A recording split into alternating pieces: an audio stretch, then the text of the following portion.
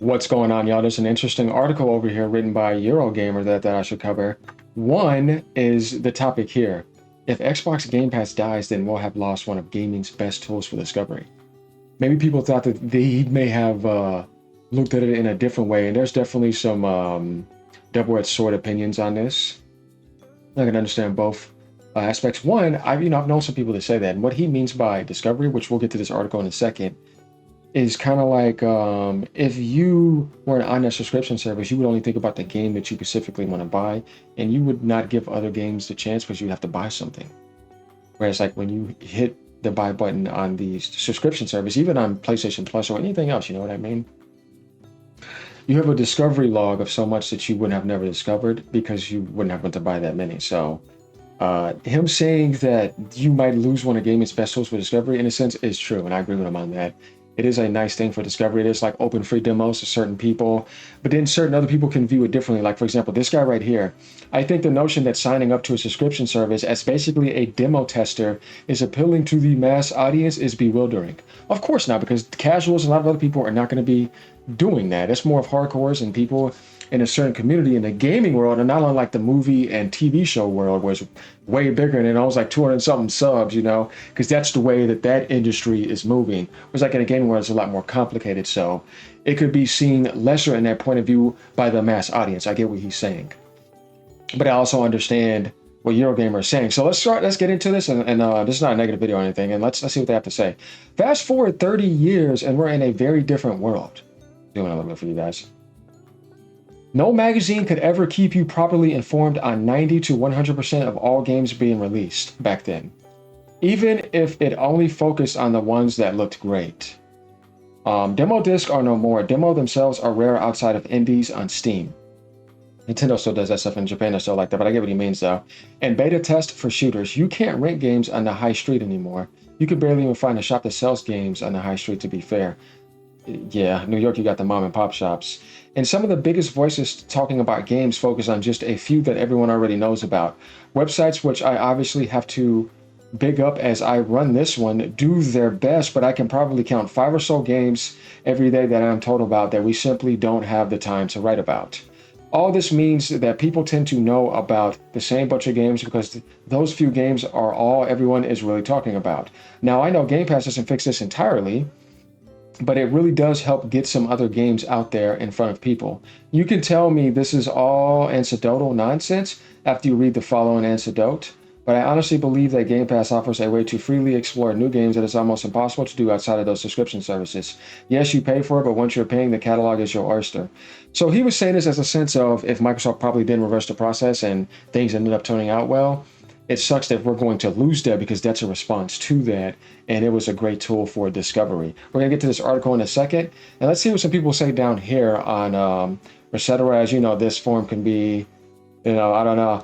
It says, yep, casual audience do not care about shopping around a giant list of games to find something they want to play. It's antithetical to casual consumption. Well, I was talking about casuals before, of course. Definitely if you're a guy that's like, oh, I play FIFA every year, do all this. But other than this, I got a fan, I do all this. And I may pick up some COD or, some Madden or, if you're on Nintendo, I play those seasonal games, or you kind of get the idea. They don't play a ton of games. They're not going to be gaming so much because they're so busy. So why would they need all that in front of them? They don't have the time for it. Even people with a certain amount of time were saying, man, there's so much content now, it's kind of hard to get to all of it, even on one platform sometimes. So if you look at that and you think about that in a mass appeal, it does make sense. This guy says, I remember when demos used to be a thing. And he's like, I won't say that Game Pass never served as a tool for discoverability. For me, there are certainly games I tried that I wouldn't have gotten a time of day would I had not immediately had access to them. Yeah, same. I've done the same thing. So this is what a couple people over here on this forum are saying. Let's go over to this article by Eurogamer. And then you see he has this look right now because he's kind of befuddled, and this would be Tom Ori after what happened. The big names might make the headlines, but it's the selection of smaller games that make the service so important. So he probably likes indie games and getting them discovered to the community and stuff like that. I can understand that concern. And he's like, I'm not here to argue Game Pass following its recent price hike is cheap. It's not. It's creeped into the category. Similar to 35 pounds a month phone contract, I'd scowl at every time I looked over my bank statement. Definitely a British statement. which had actually gone from to question mark, and was followed by a cost-cutting exercise that now has made £28 a month better off, or if you want to say euros, albeit with an old phone, at $22.99. Game Pass Ultimate is right on the precipice of doom. Or in other words, me considering if I really need this expense. That's why I think now it may be one of those on and off things. Like me, I've stacked up codes because I bought cheap keys back then. So I easily got, over half a year or more codes just sitting around that I still have not used. So I'll use them when I want, and I paid $5 for them or something. So yeah, we still got that going on in the PC world. So yeah, him writing that, he's just like, if I really need this expense, I've got some time to think about that. Exactly. What I'm going to argue though is how much of a terrible loss to game discovery it'll be if Game Pass eventually dies out. If it does, depending on what Microsoft wants to do with it, or Satya. First, the story. Let me tell you about what game discovery used to be like as I take you on a journey through the latter half of the 90s, right? And we pretty much saw him basically talk about that. He's like, okay, a pre-internet era full of wonder and think about it when you used to go to the library back then, right? And he's saying, burgeoning, I think that's the word, burgeoning, however the hell you say it. Yeah, or burgeoning, I don't fucking know. Games industry that felt like it was walking perfectly between nerd culture and mainstream cool. Yeah. What a time to be exploring what was out there if we only had appreciated how good we had it. I mean, it was definitely nice, to be honest with you. If you guys, I've been gaming since 1993, so I know what he means by more like local wonder, exploration. You did have that in a way. So I think now I get that word, burgeon. Yeah, I think it's like that. Burgeoning or whatever. I'm gonna have to get that down, y'all. It's bothering me. I'm serious with that type of stuff.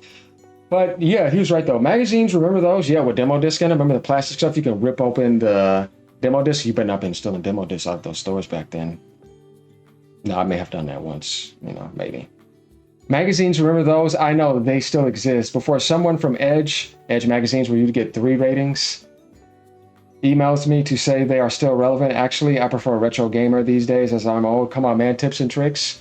Game Shark if you wanted to cheat, though I didn't really need that. We had Funko Land back then, shoot. What are we talking about? Yeah, tips and tricks, though, was really good. I bought a lot of them, spending an awful lot of my pocket and paper round money on about 6 per month. And generally, each one would be able to keep me informed on 90 to 100% of all the games releasing in the next month or so. It was like that back then. Excellent. Demos were widely available for disc-based consoles via official magazines. PC demos arrived alongside a handful of PC gaming mags. PC Zone, the best, obviously, and you could fairly easily rent games from video stores. I'd generally only be able to buy 2 or 3 games per year, but I played way more than that and felt like I was all-knowing. Perhaps all kids feel this way, but it's rare I'd see a game in Dixon's and not already know a lot about it. Fast forward 30 years and we're in a very different world. No magazine could ever keep you properly informed on 90 to 100% of all the games, as we read up there, right? Even if it only focused on the ones that looked great. Demo discs are no more. Themselves are rare outside of the indies on Steam and beta tests for shooters. You can't rent games in the high street anymore. So we talked about that. We know about. He's basically writing about that by saying that world is pretty much gone. And then basically saying all this means that people tend to know about the same bunch of games because those games are all everyone is talking about, as we just read. Now, I know Game Pass doesn't fix this entirely, but it really does help get other games out there in front of people. You can tell me this is all incidental nonsense, as we said, but as he said, as you pay for it, the world is your oyster once you pretty much get it. And then now let's get back to what he didn't say as we read over here in this little spot over here. That's pretty much that little paragraph. If you guys don't remember. My son for regular readers, yes, I know I've mentioned him before, but why would I talk about anyone else's son? That would be odd. Plus, he's my barometer of what people who aren't me think about video games. It's a fairly typical 12-year-old who plays video games. He loves Fortnite, Rocket League, Minecraft, and wants to play Roblox, but I have banned it. Kudos, I don't blame you. He also has a Switch 2 and will play most of the big Nintendo games. Where he differs from some 12-year-olds is his love of the Xbox. This is partly for fairly boring reasons, like the way the UI and services work, but also a lot to do with Game Pass.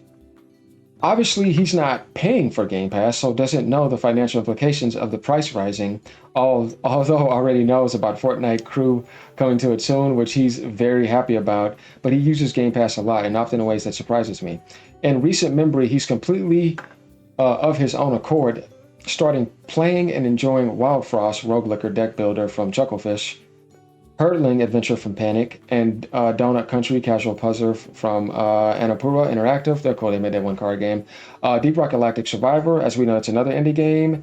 And all these games he's pretty much naming here are a bunch of indies, and that's where the discovery is coming in, as we can kind of align to see that that's what he liked about Game Pass. That's what he liked what his son is being able to do. So it is a little bit depressing from a parent point of view and from a financial point of view in this writing. So that's why he's saying, yeah, thanks to Game Pass, he's discovered them. As I didn't even read that, but I'm pretty sure that was coming. That no matter what you think about the price, he was thinking that to him, that's great.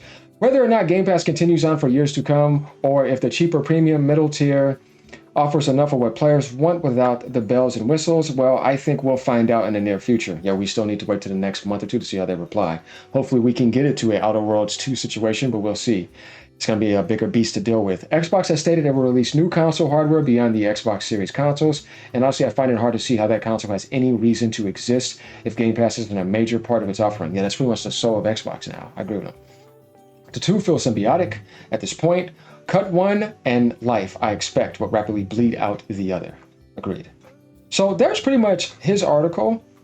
And what he thinks. Let me know what you guys think about this. It is an interesting write. So he isn't coming here even to bash it. He was just saying it's depressing if that happens because it was such a good thing. Obviously, he has an emotional bond with his son and just in general for discoverability.